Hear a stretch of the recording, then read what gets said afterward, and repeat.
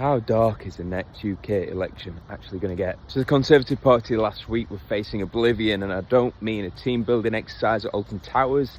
I mean they face oblivion at the polls, and responding to this, they had their conference party on Sunday and doubled down not just on borders but on militarisation. So they're saying that they would favour US-style removal forces on the streets of the UK, and they would seek to export 150,000 illegal aliens every year. It is a bit alarming then to think that they are looking at the US, they are looking at these armed groups of men walking the streets, identity unknown, fully masked, carrying large guns, taking people off the streets, and they're thinking, yes, let's have a bit of this in London, Leeds and Manchester. It makes for a dark election because it highlights that the next one, you're going to see the Labour Party, Reform and the Conservatives all kind of battling it out for who will be the hardest and take the most extreme measures. And of course, the implications of all this is that as the right-wing narrative takes hold, there is less space to discuss things like climate change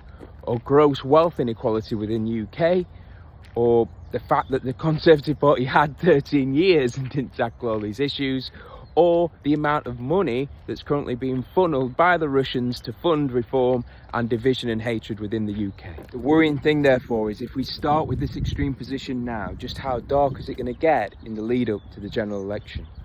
Now, you might be thinking that these groups sound like a good thing to you, but the concern is, let's just say they are created and they are successful and they get rid of all the illegals.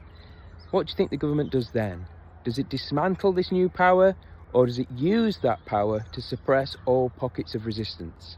It's these sorts of moves that see democracies become authoritarian. What do you think about it all?